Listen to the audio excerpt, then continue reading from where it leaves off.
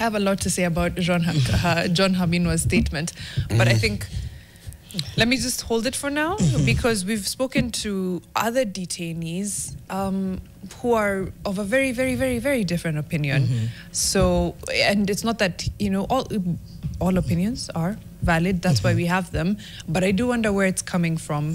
And they do say, you either... No, let me not use that quote. But you know, or whether we're getting the full context of what he said, of what he's saying. You know, in terms of, so what is he saying? Because what I hear is he's throwing caution here. He's not throwing caution to the wind, but also just putting caution here and saying, all right, so here's the thing: how do we mark this Saba Saba in the context of how, you know, all the conversations have been about marking this year Saba Saba? What are the dangers? What are the pitfalls? What are the red flags, the green flags? But let's bring in somebody who is also a lawyer and a senior law lecturer, who's still a professor of law at the university. Professor Kivutha Kibwana is still on the line with us. When you hear what Dr. John Haminwa says, he's saying, let's be cautious. Saba Saba was relevant then. This was the relevance of Saba Saba then. It was pushing back against the oppressive rule of Daniel Arap Moi. What do you hear, Prof?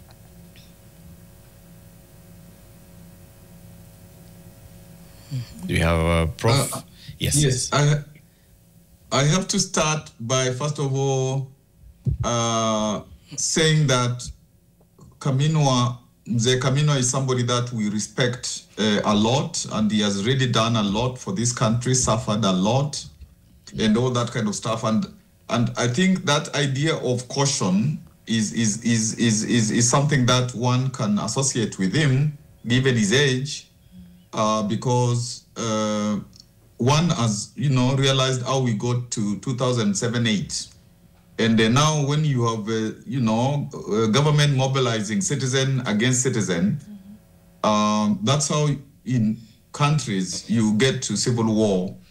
And, you know, if you block all the parts of peaceful resolution of a conflict, like, you know, these young people are saying we are 70%, 75%. You can't deny us jobs. You can't deny us opportunities. This constitution that was fought so hard for, you must implement it. You know, the government must work, you know, and so on.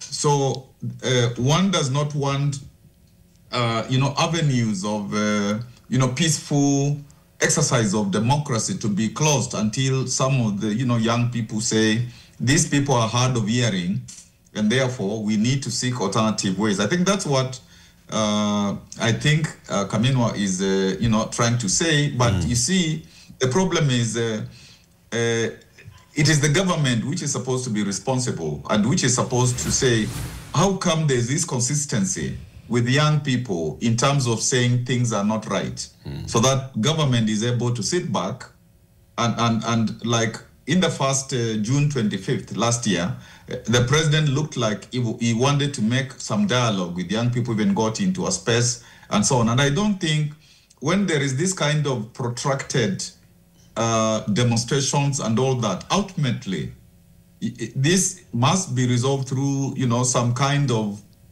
people sitting together. Only that the youth are, you know, not happy that, you know, they don't think that the government can tell them the truth. The government can have an honest dialogue. They say that, you know, many of the dialogues like BBI, like, you know, NADCO, like all those dialogues are still dialogues of the elite, that we haven't had a dialogue really of the Kenya that we want. So even from where I sit, to get a dialogue, maybe you'll have a dialogue of the youth themselves, maybe with professionals, maybe even the church people or the faith sector. The youth also had issues with them. So we are also beginning to run out of, you know, options for genuine dialogue, which is a bad thing for a country. But I think I cannot, for Kaminwa, as you said, there has to be a context. That's somebody who has sacrificed a lot for this country, and whenever he says some things, we can't take it lightly, but only to say that June 25th is the new Saba Saba. And so actually, even this particular Saba Saba celebration, it is just a continuation of June 25th, because that has become the new Saba. It has become what going forward will always be celebrated as this pitch for Kenya being not a banana republic, not a failed state. Yeah. Where young people are at the center of it, taking their country forward. How about this then, Prof? Another person who was instrumental in the push for the second liberation, Raila Odinga, says, all right, so this Saba should not be about protests. It should be about the commemoration and the remembrance of the years gone by and the fights, the battles that were fought and those that were won. I want us to listen to what he said, because we've got that bite of Raila Odinga speaking yesterday. And then come back and now let's hear your perspective from what he said. Philip, if we can run that bite by Raila Odinga.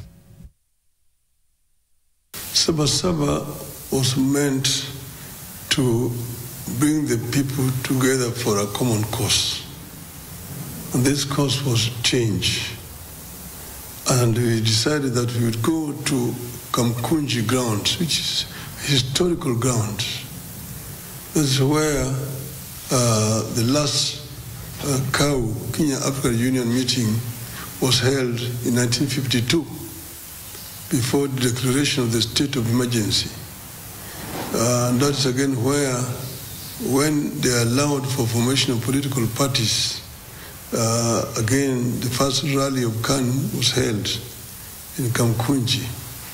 So Kamkunji, that's also why eventually when they lifted Section 2A and allowed for formation of political parties, the first party to be registered was the Forum for Restoration of Democracy. The first rally was held at Kamkunji. So we'll say that the Kamkunji has got a historical meaning, and that's why we wanted to go there. So what we're saying is that if you want to remember Saba, then we go to Kamkunji. Kamukunji has a historical meaning. If you want to remember Saba, then go to Kamukunji. Professor Kivutha Kibwana, do you agree? Historically, the former Prime Minister has done a lot of things for this country, and as a consequence, he was detained for many years, about, I think, 8 years or so. And maybe at some point he decided that the best way to do his politics was, to come back with more in the late 1990s. But again, he was able to get out and say Kibaki Tosha. He had, those serial handshakes and so on and so forth. And maybe that's a point of study to really know the impact of those handshakes. Yeah.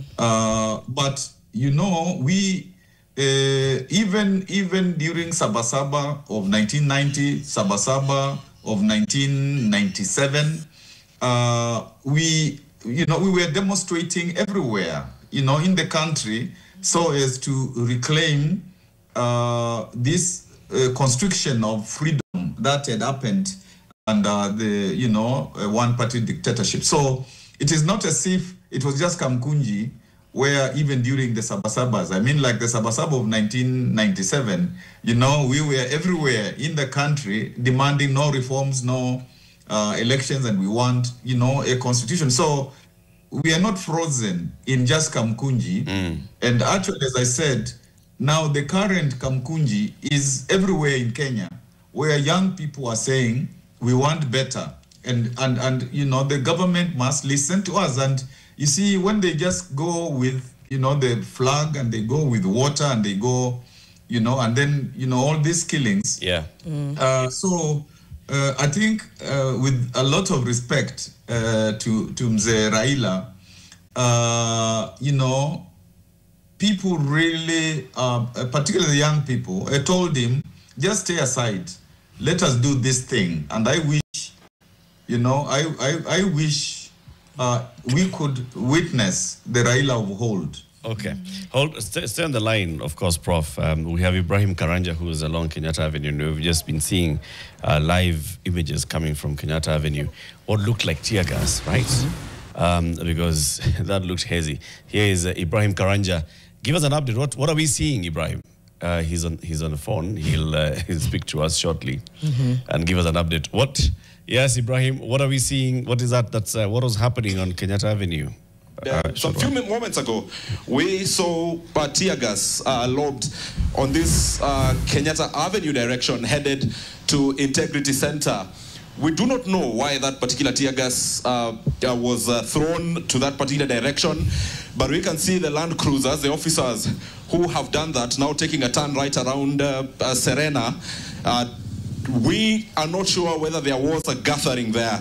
I can get to that point, but of course, due to technical reasons and the drizzle, Fidel cannot move the camera to where it will be rained on. But, like I said, some few minutes ago, this particular Land Cruiser, which Fidel is showing you, had its officers throw tear gas right at the junction that goes through Serena and perhaps into State House.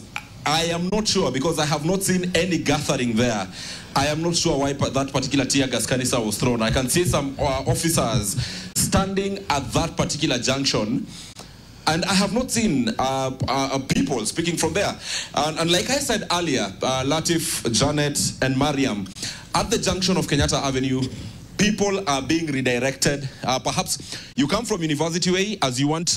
If you want to get into town using University Way, you will be directed to come to the Kenyatta Avenue junction, or roundabout. From here, you will be directed, and this is a first-person experience from one of our editors who has just made it to the office right now. Directed to Parliament Road. When you get to Parliament Road, you find another roadblock that tells you no, you cannot access CBD using Parliament Road. Go all the way to Haile Selassie, where Neno Evangelism Center is. When you get to Neno Evangelism Center, there is another roadblock yet again, and you're told you cannot access CBD from here. Then you're sent to Bunyala Road, and it ends up being a whole cycle, and at the end of the day you decide you're not getting into the CBD unless you have very smart ways of convincing them that you want to get into the CBD. I have seen so many people, even some trying to alight from their vehicles and say, look, here is my work badge, allow me to walk because my office is just few meters from here.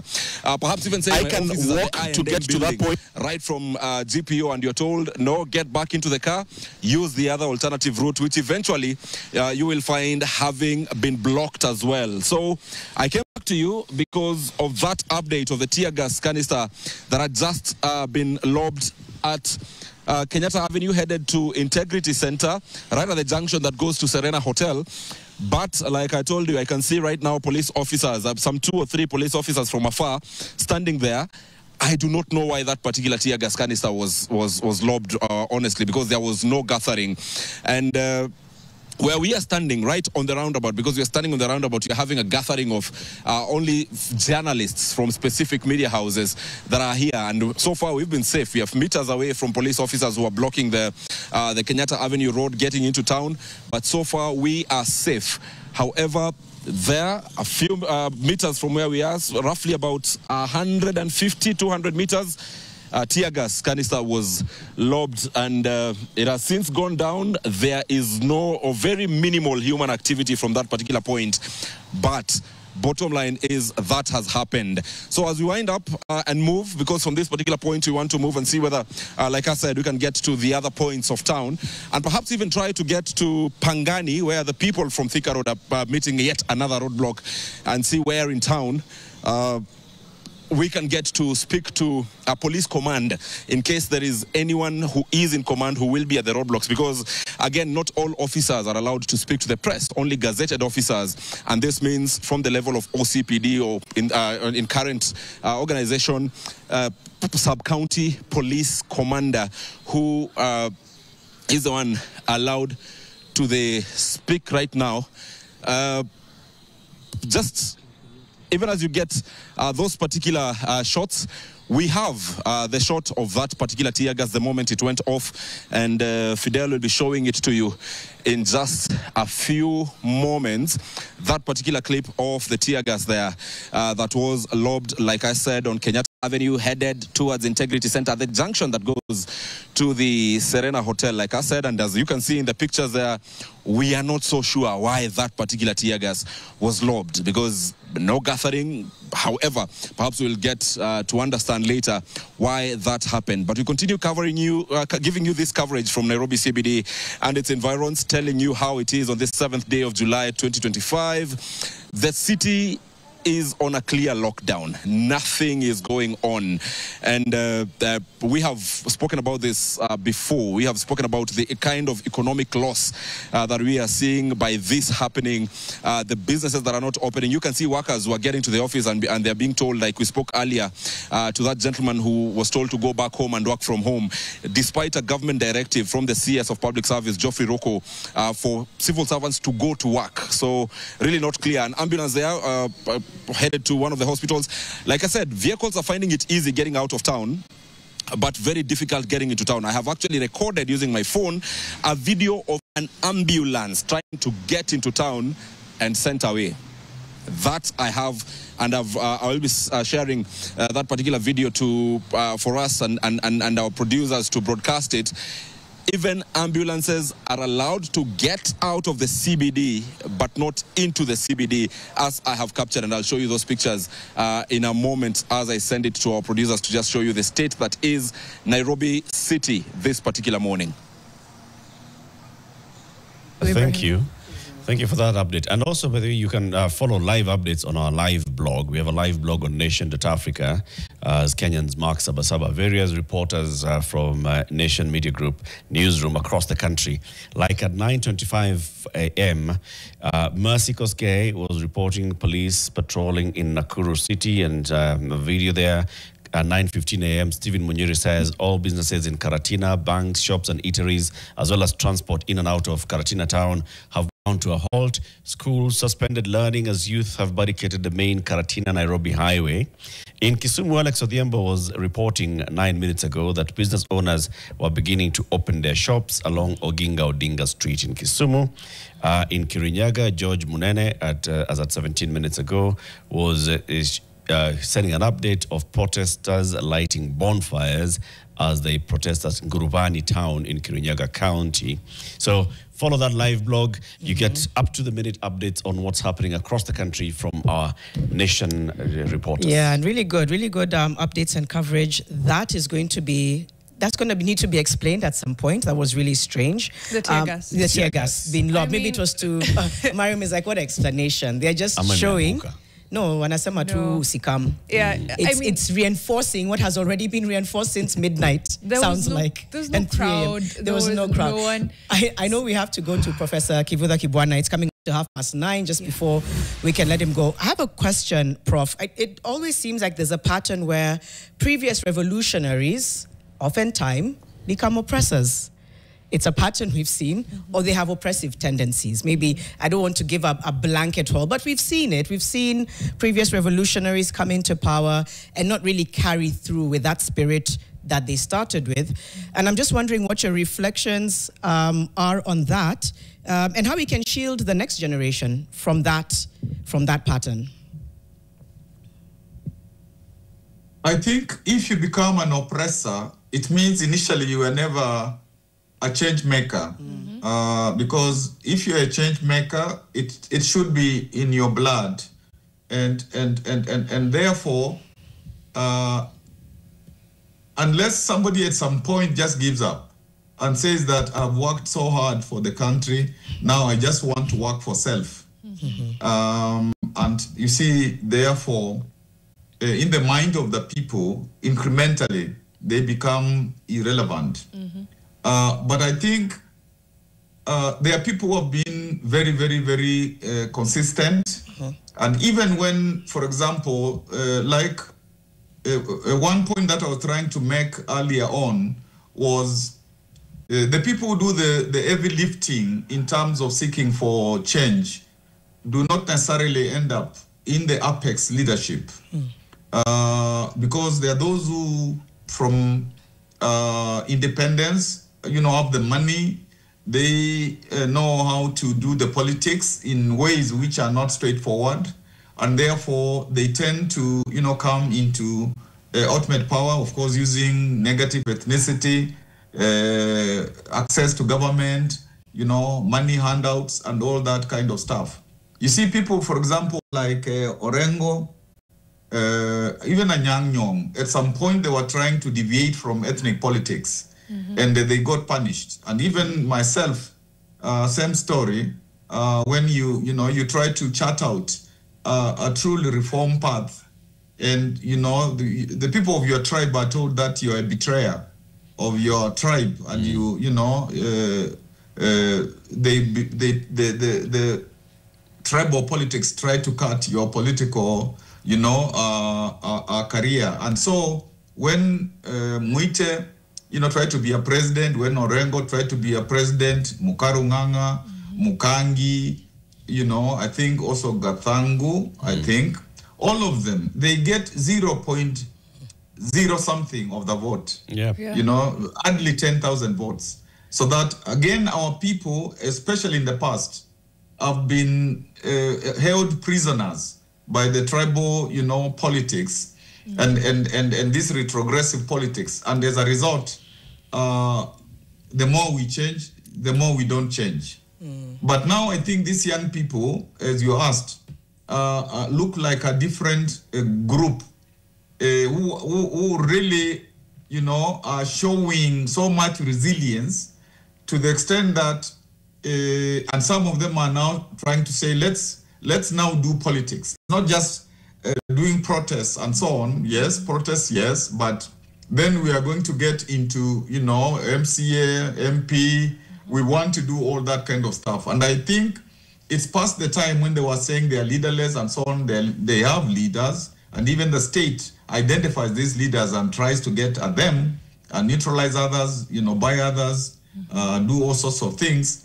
So I'm just thinking that we are getting a crop which really is fighting for the third liberation. First liberation, independence. Second liberation, multi-party katiba. Third liberation, now the economic thing, the thing of rule of law, the thing of the constitution to be followed, and all that kind of thing. So as a constitutional lawyer, as somebody involved in constitutional history, I can see, that the possibility now of transcending, this negative ethnicity and so on, I can see it and I can feel it.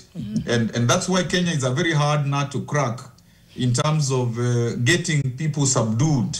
And I really wish that the government could adopt different strategy and realize that these young people, you will not defeat them by just terrorizing them. And I don't know, I keep on asking, praying, how shall we talk to each other?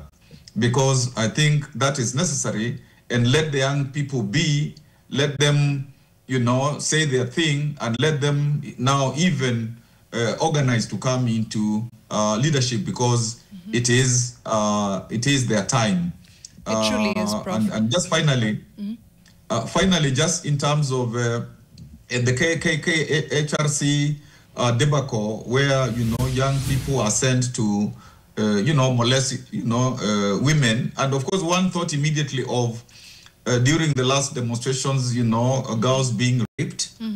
So that is that like introduction to make women get afraid of these demonstrations. And also I thought of the mother of Koigi at Freedom Corner, when they really were saying that release our children and from detention without trial, and they were even removing their clothes, and that's a curse. When in Africa women, you put them to such a corner that they are now crying for their children whom they birthed in pain, then that's a curse. And I don't know who prays and for what happened at Kenya Human Rights Commission. We need to do things different, and that's my prayer.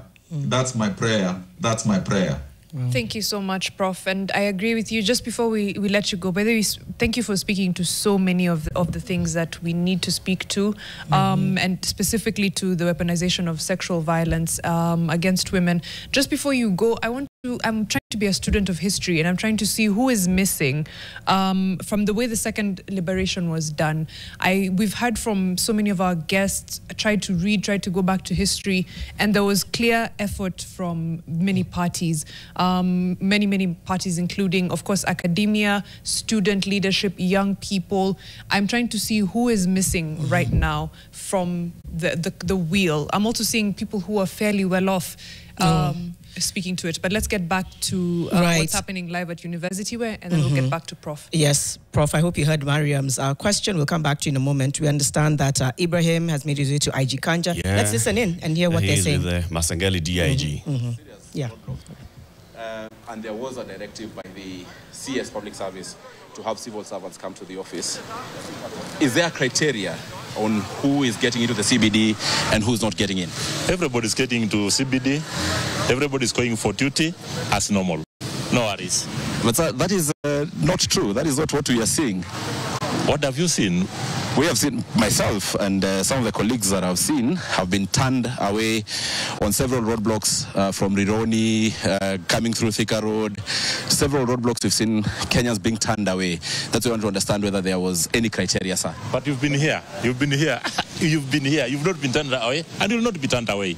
Ours is just to urge everybody to keep peace and conformity within the rule of law. All right. Thank you very much. Gilbert Masengeli there, the Deputy Inspector General in charge of the Administrative Police Service. Of course, he's accompanied by other senior police officers, amongst them Mr. Bungei, who is the Director of Operations at the National Police Service, and of course, several other officers who are working. I can see the GSU Commandant, who is also accompanying the DIG Masengeli, just to get the status of how it is in Nairobi. Of course, at the University Way roundabout as we speak is where all this is happening. DIG Gilbert Masengeli, the GSU commander, is also here, as well as the head of operations at the National Police Service, Mr. Bungei, taking or patrolling the city to understand what is happening. The DIG says that no one has been turned back, but of course that is not true from what we have seen. He says no Kenyan has been turned back, but again, like I said, that is not true. Mr. Bungei, there, the Director of Operations at the National Police Service, also had accompanied the DIG and the GSU Commandant. Like I said, this is the University Way roundabout. The senior police officers are now leaving. The senior police officers now leaving this particular point to still patrol the area and understand how Nairobi is. From what they are saying, no one has been turned back, but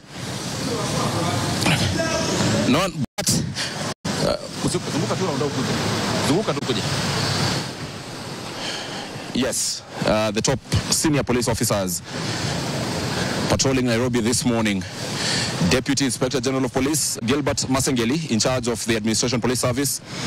We have had the GSU Commandant as well around, as well as various other officers, and I think this is what is going on. From what they are saying, no one is being turned around or turned back to go home, but that is not what appears to be the case this particular morning.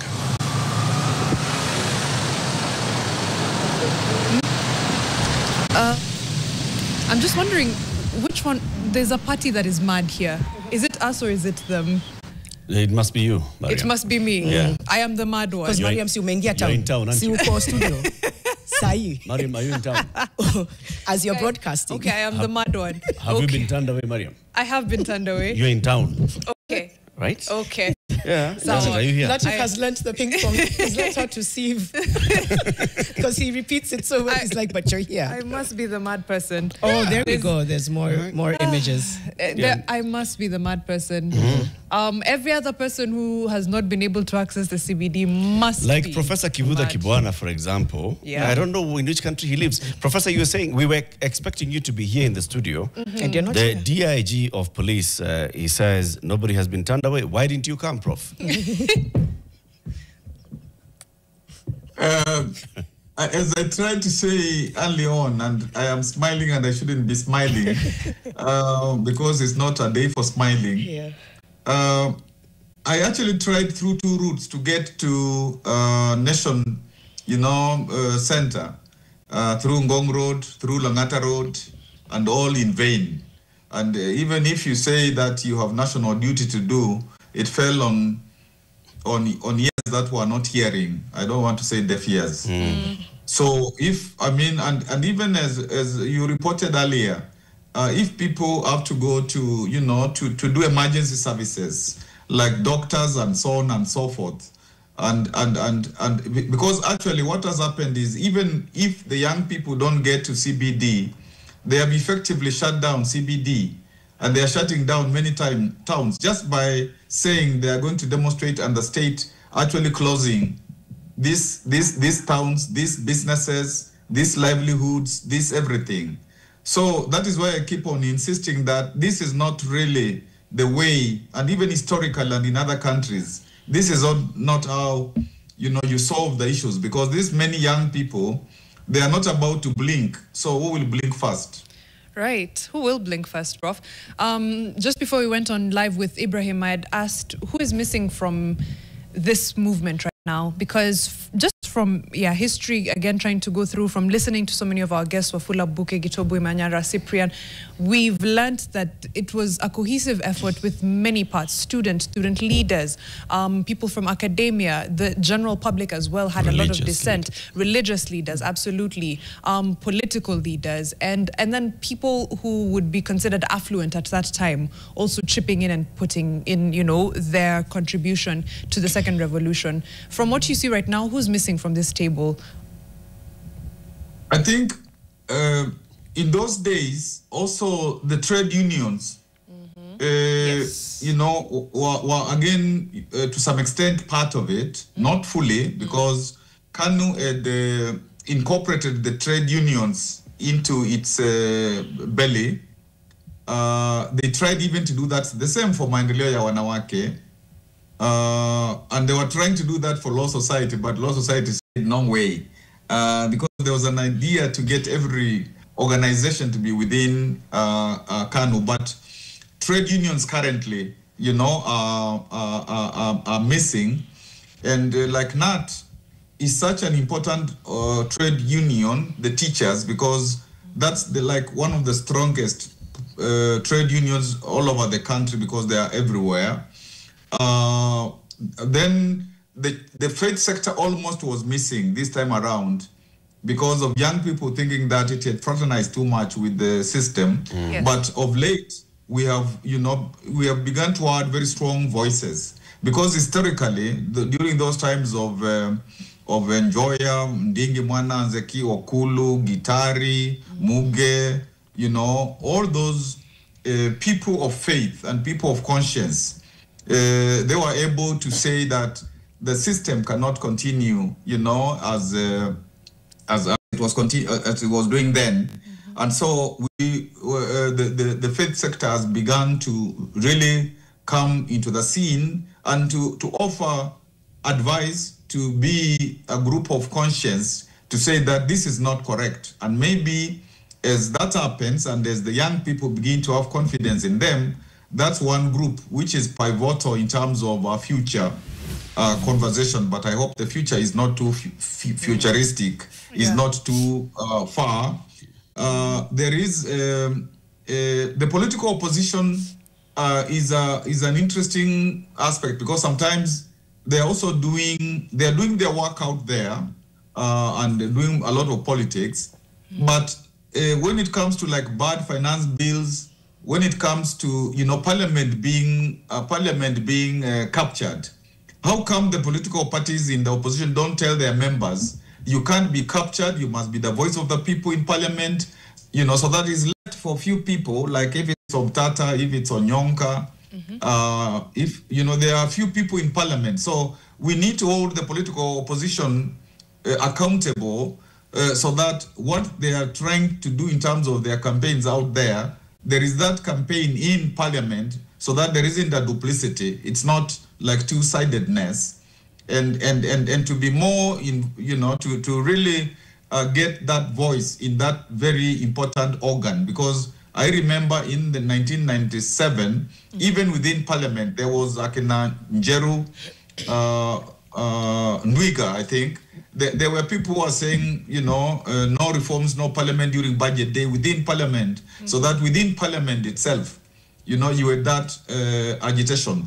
I think there's a new actor who is quite critical, and this is the diaspora. The diaspora now was not as critical in the 90s, but now they are coming out very strongly. And so the middle class is another very critical group, because as we conclude in 1997, actually, when now the movement for reforms became very robust, it was when you saw people wearing Nike shoes, wearing, you know, those Adidas and so on, coming into the demonstration. Then you knew this middle class, these are people who are saying, like the lawyers, there is no more law to practice. Therefore, we have to come and rescue our country. And, you know, business people, that's another group. Because sometimes the business people play safe because they want to be in good stead with the government. Yeah. But then if the economy goes to the dogs, then even business is not easy. And so, again, that voice somehow has to come through. And of course, sometimes it comes through, you know, in private spaces. But we need together, you know, to rescue, you know, our country. And even in the interview of the police person, you know, sometimes even the police themselves, they do some things not because they really want to, but it's an order and so on. And one also should not completely demonize, you know, all the police. I think that would not necessarily, you know, be very fair, but they also need to draw into their conscience and you know, do utumishi kwa wote, not to do some of the crazy things that are happening. Okay. Thanks, Prof. And you're absolutely right. I wonder about trade unions right now, because Francis Atwoli has been very much, you know, a friend of the administration. It does sit at the top of, you know, the trade unions of Kenya. But you're right, we do have new players, which is the middle class, young people, the diaspora. Corporates, business people, yeah. Yes, corporates. I think then the unification needs to be more solid and more intentional, for sure. Yeah. But a huge thank you to Professor Kivutha Kibwana for remaining measured and I think really navigating this conversation with us on such a day and in such a time. I think there couldn't have been a better voice of reason than over the last few hours. It's something the Prof said, you know, that for a long time, those who push and fight for change are not the ones who end up getting into the seats of power. But now he's noticing a different generation. And I just sit back and I ask myself, really? You think they might be subject to the same ills? Yeah. A name like Professor Kivutha Kibwana is not even featuring anywhere as a possible leader in any way, shape or form of moving forward. Has been there.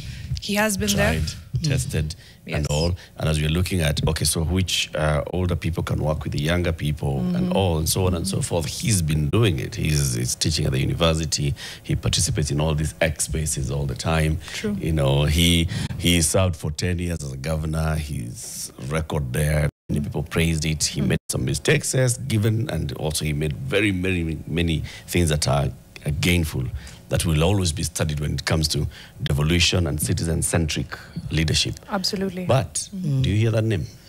No. Not as loudly. I'll be honest and I'll say this, because as a person who has been a proponent of and a fan of Professor Kibwana for a long time, I think it was not the right time when he was running, when he was, you know, transiting from governor for a lot of people. I may have been there like, yeah, 100%, let's go, Prof. It might not have been the right time. Is now the right time? I definitely think so. In whatever capacity he is able to, and this is part of it, even the conversation he's had with us is part of the continuing work. I think it was just not the right time for a lot of people. There was a lot of blindness going on. I don't think the same can be said now. Yeah, that's fair enough. Now, we were told that people were able to enter town, that everything that we've said for the last 4 hours is false information. The fact that we're misinforming the public by saying that they shouldn't make their way to the CBD. We apologize for that, because from what we understand, people have, in fact, been allowed to come into town. Is that right, Mariam and Eric? Yeah, so Ibrahim Karanja, a short while ago, was able to speak to Gilbert Masengeli, the Deputy Inspector General of Police, who was along Uhuru Highway inspecting the police operation there. And when Ibrahim caught up with him, asked him the question about access into CBD, here's what he answered. Not true. That is not what we are seeing.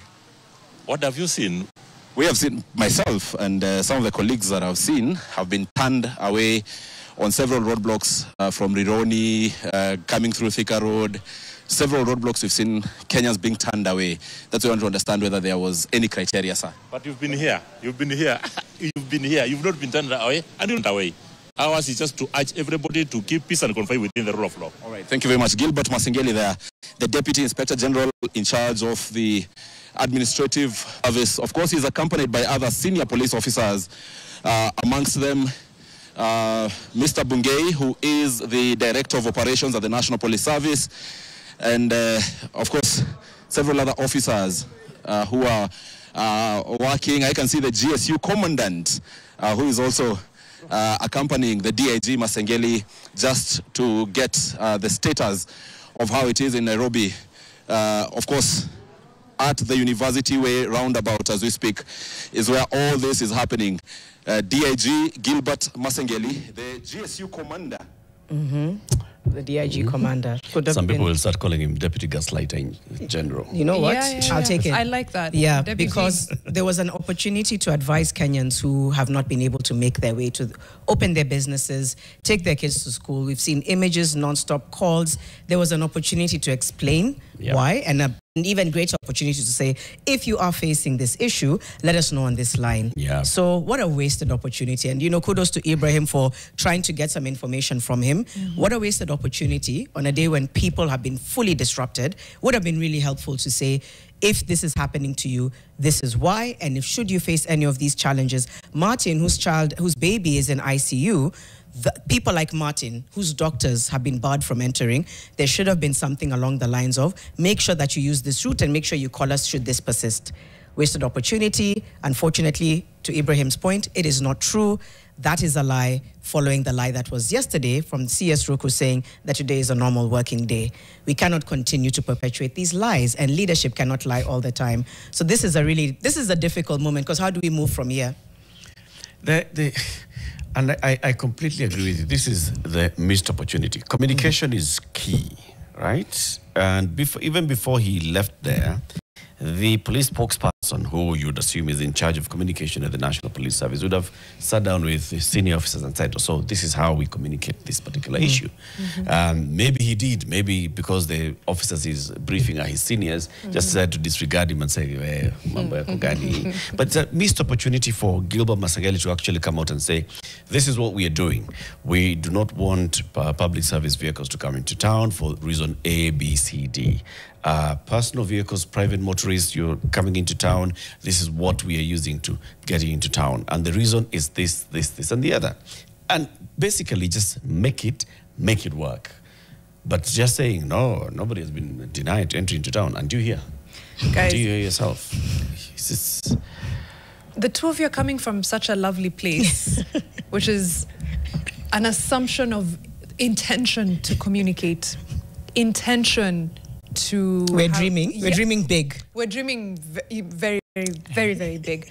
I'm only laughing at this point because, again, I've said perhaps the most refreshing thing, and it's unfortunate, that has happened over the last year is just the colors are in full glare. Like the true colors are in full glare of this administration. We're not joking. We're not hiding. Nothing is happening of that sort. If the DIG can come and just lie straight to our faces, as we have been watching people get turned away from the CBD since 5, 6 a.m., then there was never any intention to communicate. Like, it's okay. We have understood who we're dealing with. Let's move accordingly. You are at the point of acceptance. Yes. Tuko bado kwa denial. Tuko kwa denial or hapo kwa anga yeah. somewhere among... Mimi niko kwa point here. This is what should happen. All right? And this is a lesson to learn. This is a lesson you pick from here. Masengeli, the next time you appear, this is what you should have done, and this is what, even us as citizens, what is it? that we should be getting. He knows what he should have You know, as we done. get angry, so we are getting angry.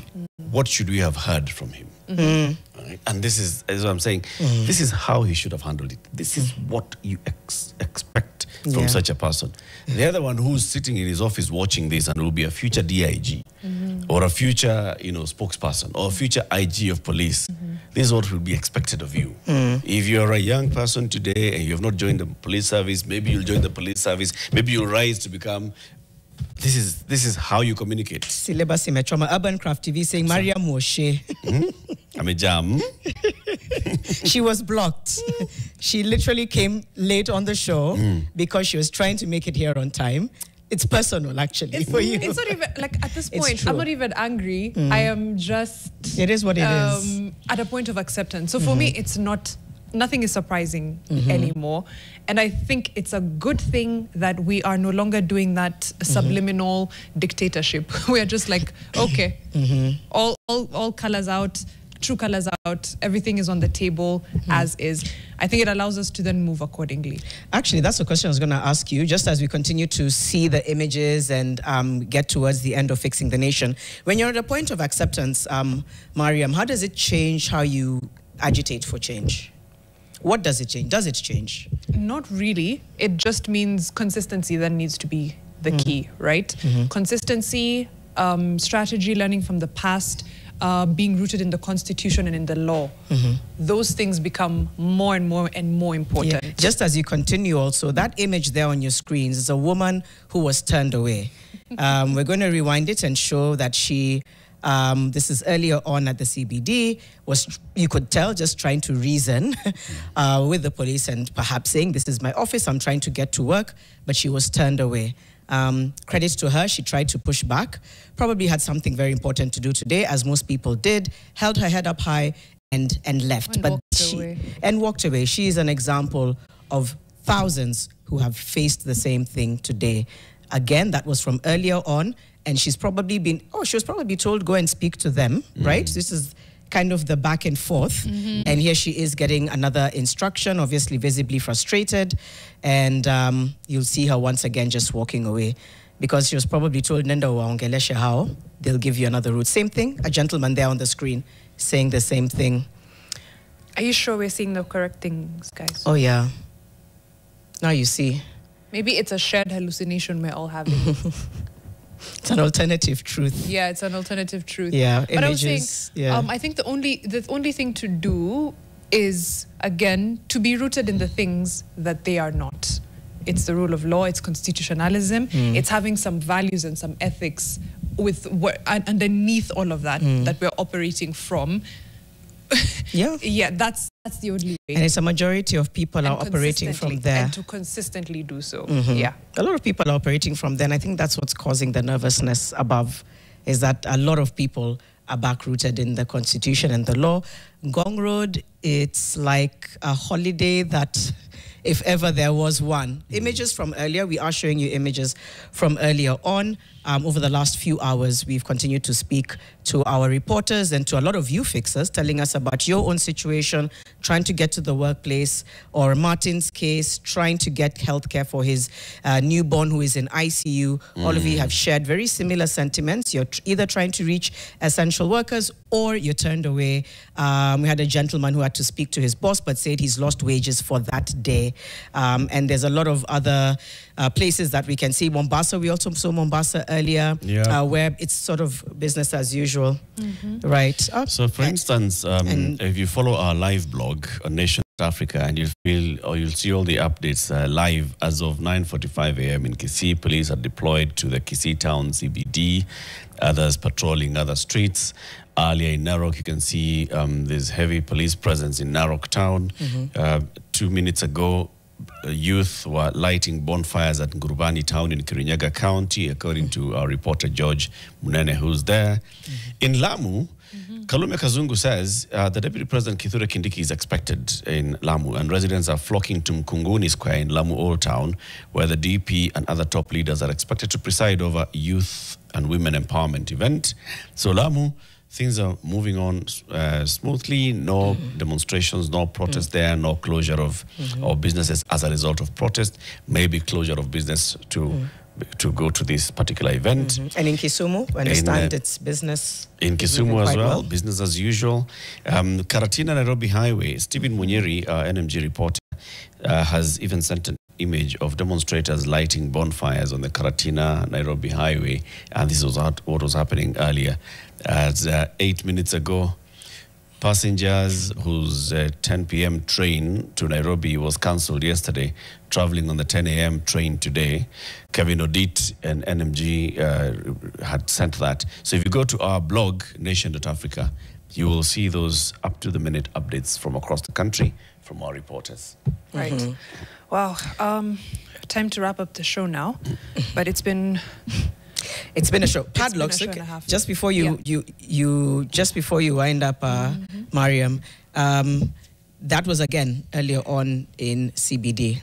People have closed their businesses. People have closed their businesses. There's essentially no hope. Did they even manage to get to their businesses, or had they closed overnight? Well, this is probably from yesterday. And of course, the reinforcement is extra because of what we've seen the last time, what we saw on June 25th, the amount of property that was destroyed, the amount of looting that happened. So people have taken extra precautions. This is, you can see there's this layer, there's that gate, there's the one beneath, and there's still a third one. You see the grey peeking through. In as many places as possible. Let me ask you now, let's talk.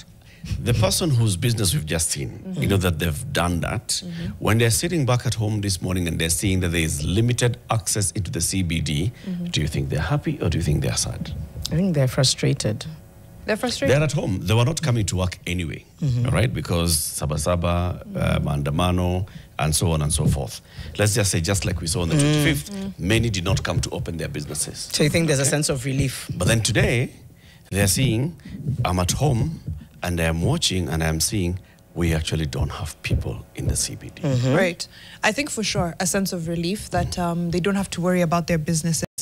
Not because, again, of peaceful people who come out to either commemorate Saba or June 25th, but because of what we've seen happen in the past. So I think it is a sense of relief for them. I do wonder, in an ideal world, these two things should be able to happen in tandem, right? I open my business, a protest comes, people come, sit, walk, march, do whatever, present petition, go home.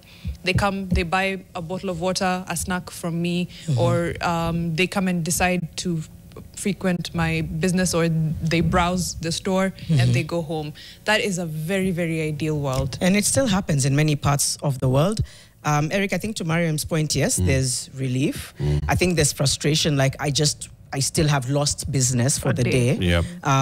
But and we've said it before and I'll say it again, I think the most unfortunate thing that's coming out of all this is the gaslighting of people who just want better for the country because of something that was co-opted and infiltrated.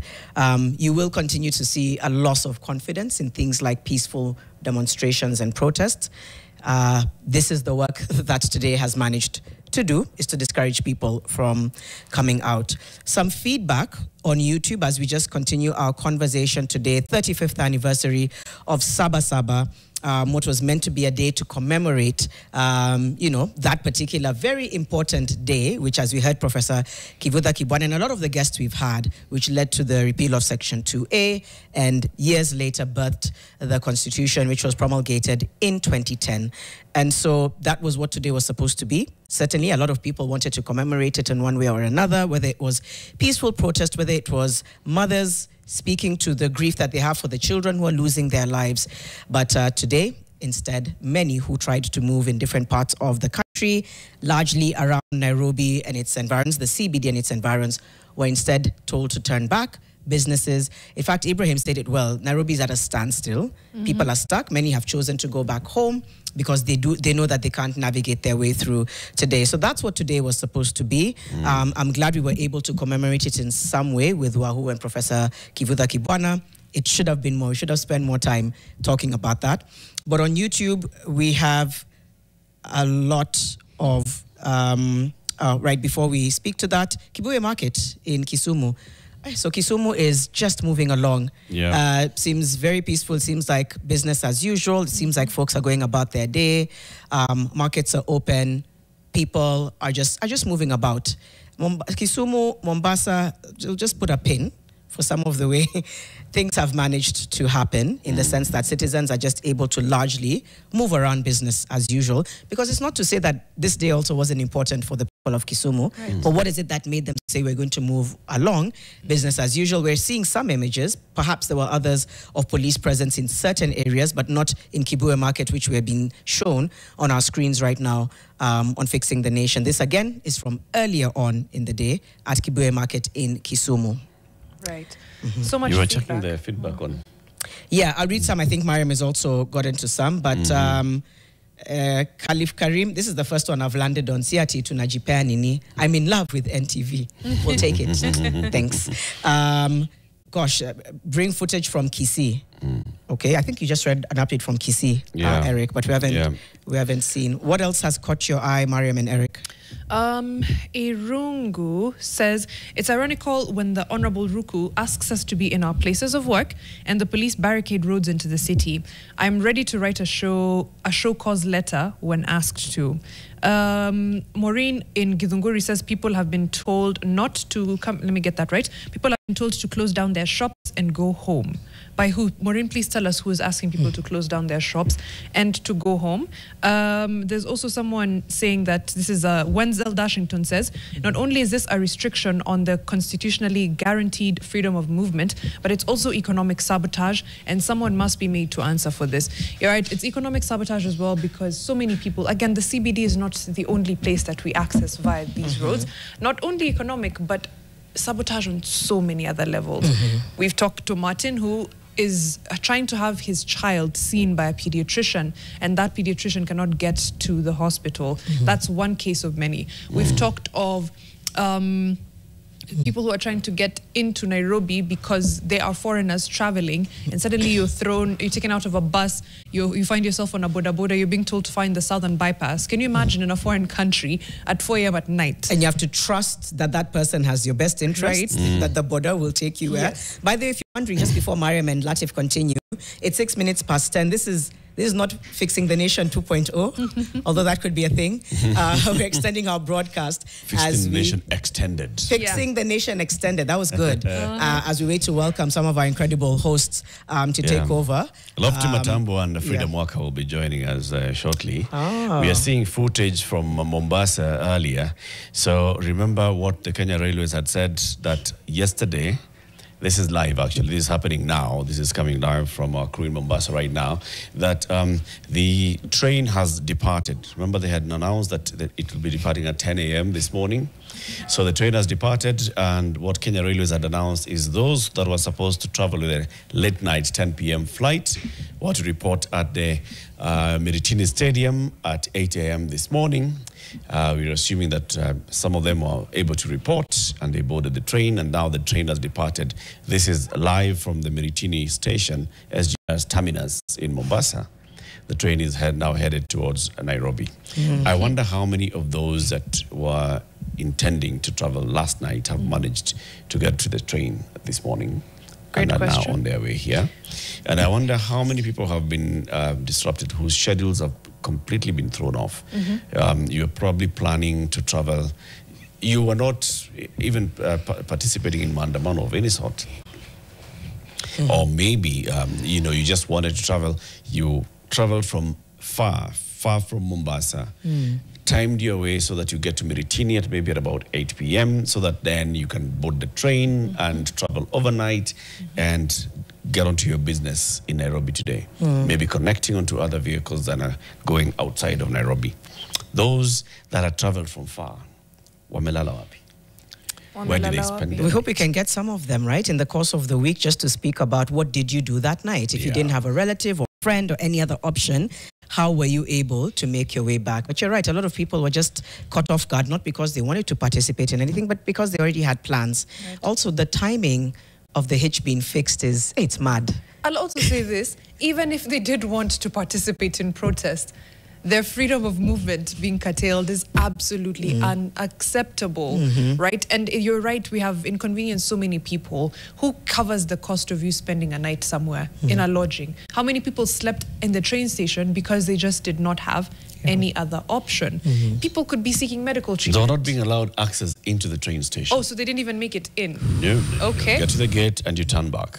To figure out where you'll go. Yeah. That already speaks to the fact that there was no hitch, because how many, I've never heard of you not being allowed to enter a station, whether it's a train station, an airport, a bus station, if there are technical hitches, right? People sleep at airports all the time when their flights are delayed, or when they are moved even to the next day. That's why airport hotels exist. Train stations, same story. You will sit on that bench until you find an alternative, but not being allowed into the station. No, it's itself. heartbreaking. In just a few moments, we'll cross over to Frida Mwaka. She's live and ready to take us through the next few hours of coverage on this day. I know, Mariam, you're reading some feedback, Latif as well, just before we wind up. Right. These guys were to Beba Ufala. This is the new generation. They delayed the train to reduce the people to town. It's a DIG Masengelais. That's the Quavas. Nelson Emmanuel says, Valley Road without a job card, it's a no-go zone. For some of us, we don't have a job card. Right. So that means to access Valley Road, you have to show a job card. And the hilarious thing is you will show the job card at Valley Road, but you will get to Kenyatta Avenue. That's the easiest point of access. And then there's nowhere else to go because you will be turned back. Evans says, same here, along River Road, Luthuli, there's no one today. After what happened last time, some tried to break in, no need to risk. So saying that businesses around River Road and Luthuli have absolutely no one today. And that's the same as Nanyuki, which you can see on your screens. Businesses from earlier completely closed. Nanyuki just is pretty much a ghost town at this moment. These are images, if you're watching us on NTV, from earlier on in Nanyuki. You can see shops and all of these other businesses have kept their doors shut just in anticipation of what perhaps concerns around the safety of their own businesses. But that is a look at Nanyuki from earlier. I've just clocked something. The SGR terminates at Syokimau. That's where the terminus is. But Syokimau is not the end destination, right? Yeah. I don't know whether they're going now to provide that other service that links from Syokimau to railway station. Because usually when the train arrives, there's usually that other service of the other train, the meter gauge railway. That then you hop onto that one, it brings you to railway station in the CBD. Now at railway station, will you find a matatu to take you? Sasa kutoka hapo ujipange, utafute vile utaenda kwa matatu yako. If indeed they do take them to railway station. Yeah. Okay.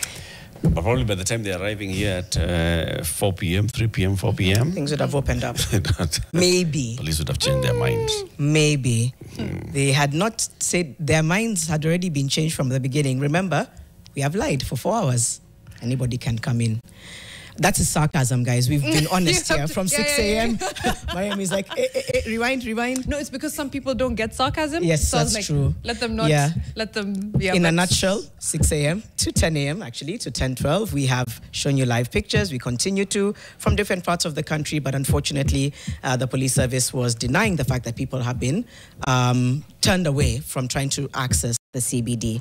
A story that we will no doubt continue to follow for you. Wherever you are, I just hope you're staying safe and continuing to commemorate Saba in whichever way. It is an important day. You're home, you're frustrated. I know you've been turned back. Find some time to just read about it because it's part of the journey that we're going through. It's part of the wilderness season that we're in, if you will. But some of it started there. The roots of where we are started in Saba. Even before, but nothing as major historically, I'd like to say, since that day. So please read about it. Maybe the fight for independence. I was going to say the fight for independence. I'm now very jaded, but you're right. We're here now because of the fight for independence, and then Saba, and then, of course, June 25th, 2024. So read about it, talk to your friends, family, validate this day for all that it is, in spite of everything that's happened in the country this morning. Indeed. And you can follow the live updates, remember, on our live blog, nation.africa. You'll find the live blog on what's happening across the country. Various of our reporters across the country are just sending in their updates. In Kakamega, business as usual. On Saba's 35th commemoration, and there's a photo here by Isaac Wale, which is just showing Kakamega, but there is just busy. Vehicles opening, shops appear to be open. People are walking up and down. In Kitale, business in Kitale town, including Ketia supermarket, remained closed for fear of looting. There were reduced activities in the CBD. However, there are no demonstrations in the town. This is as of about 5 minutes ago, 10 a.m. A photo by Evans Joala has been sent there. David Muchui says businesses in Makutano Meru remain closed. Some restaurants and supermarkets have reinforced their doors. So in Makutano in Meru, because of the experience they had on the 25th of June, they have closed their businesses. Nakuru, there's a bit of activity, but there's heavy police deployment within the Nakuru town. Police have been deployed in Kisii town CBD. Others are patrolling other streets of Kisii town. So from Kisii, there's heavy police presence. Some businesses have opened, some have closed. There's a lot of activity that's going on. We have seen that in Lamu, the Deputy President, Kithure Kindiki, and other top leaders are expected to be presiding over a youth and women empowerment event. And so residents are flocking to Mkunguni Square in Lamu Old Town for that event. Otherwise, business as usual. Well, otherwise, yeah. Again, I'm just shocked at the fact that the SGR, anyway, we should have seen this coming. The fact that the delays with the SGR happened. Very conveniently timed. I don't get the delay. I don't understand. There was allegations that a lot of young people were in Mombasa for Summer Tides Festival, had a good time, were coming back with yesterday's SGR, and some of them did say that they were told hamwendi mandamano.